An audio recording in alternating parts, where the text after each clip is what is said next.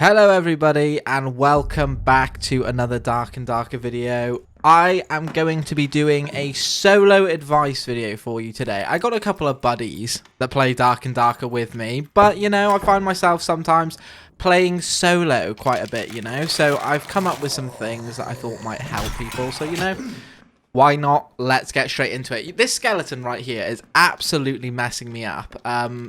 These red skeletons are absolutely no joke. They do damage, and it is crazy. Crazy damage. Anyway, getting into it. Tip 1.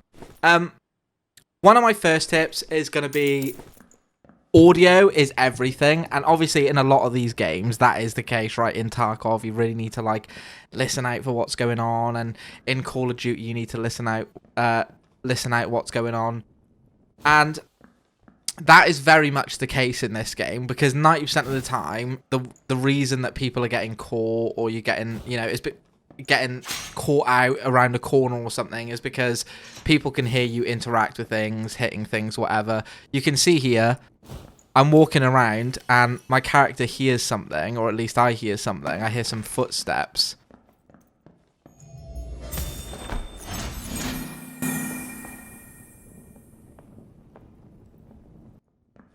And so as a cleric, just to make myself, I got to buff myself up, right? So I got to put the shield on myself.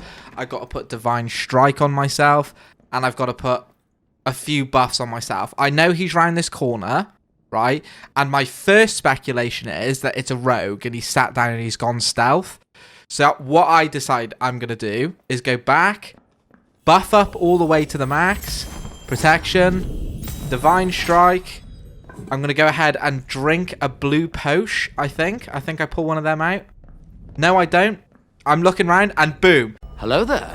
It's a sneaky little wizard. I got a huge maul, so I can't hit him, but he comes out and, well, it's literally over. One swing and he's down.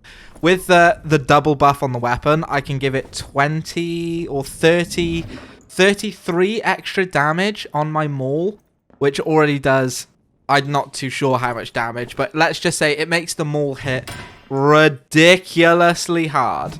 It hits very hard.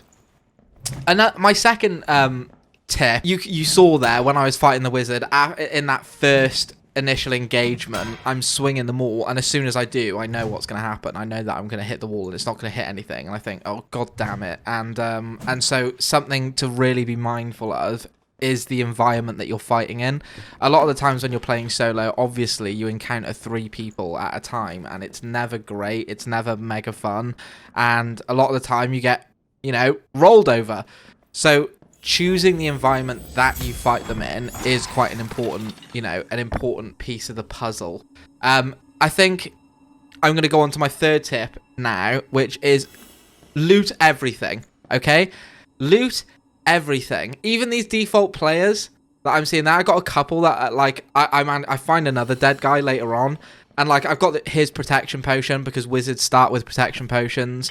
You know, I get the ranger's campfire because a ranger starts with a campfire. You know, looting default people as well is even useful, because they can have very useful pieces of utility kit that will keep you alive. Healing obviously is everything in this game, and I'm playing a cleric, so it's a lot easier for me. I can throw a heal there, throw a heal here. You know, it's not too big of a deal. I throw a protection up on myself. You know, if I find a bandage, great. If I find a healing potion, great. It's extra. It's fine. But all you have as another class when you play solo is your healing. Right, that's literally the only thing that you have. And so that goes on to tip 4. Invest in healing and potions.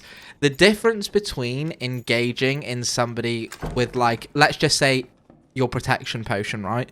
The difference between drinking that protection potion and then fighting a barb, or God forbid fighting like a rogue or something like that, it's night and day. It will save your life 100 times over if you just take the time to swallow a potion quickly before you go into battle. It's so incredibly useful. And not just those, but that, you know, another thing is, you can see me here. I hear some footsteps. I know that the rogue is going to come along because I've just seen him and I know that there's some people around on the map, and so I drink an invisibility potion, and I sit there. Great. Just like a rogue. Just like a rogue, invisibility potion. Done. And now I'm sitting and I'm watching him. And that plays to my favour. You know, it allows me to get some space away from him. It freaks him out a little bit. You know, he wants to stay disengaged from me. And that's, like, that is everything. And so it's difficult with the first few runs that you do as, like, a wizard or a ranger, you know, or a rogue, you know, a fight, well, a barb, you know, a fighter's got a little bit of a heal as well with their second wind, but it's not very much. In healing, you need to really hold on to your healing. You need to really, really, really hold on to your healing because it's vital to get you through to the next game. And so you need to play very cautiously. You know, I don't get into a lot of engagement in this game. You know, I fight 2 people, both solos, pretty lucky. I could have easily encountered a team of 3, you know, and so it's just important.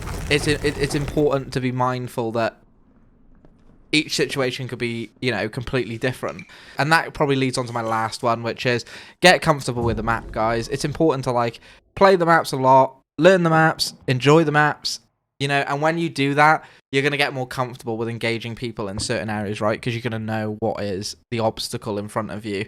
You're going to know that, oh god, if I've just seen a wizard and I know that there's a lot of open space that a wizard can absolutely destroy me in, maybe I'm not going to go down that route. You know, maybe I'm gonna pull off into this room, make a bit of noise. If he follows me, I'll engage him in this place. You know, so a lot of it is knowledge and being mindful of how to play your class as well. You know, when I'm engaging the rogue and I'm running away and I'm buffing my character up, buffing, drinking the potion, getting everything ready so I can full send and go.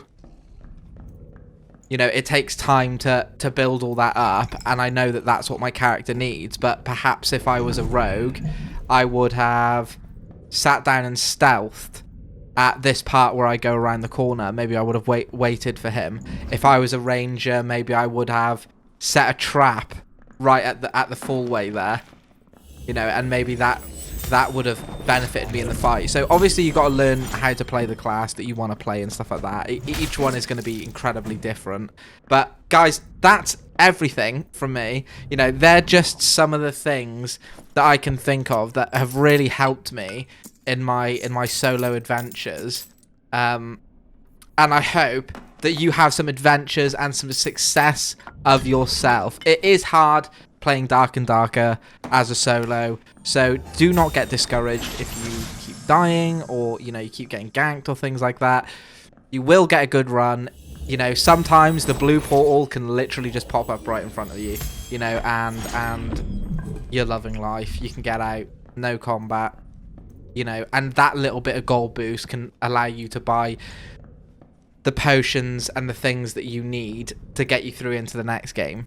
And so when you're playing a wizard and you get hit once and it's taken 3/4 of your health off and you die and you're starved for it, it's not too bad because you've bought those 3 bandages ready to go in there. You know, I can pop 2 of the bandages. Okay, as you're looting, you get a potion, you get another one. Maybe you find a surgical kit. You know, maybe you find a campfire.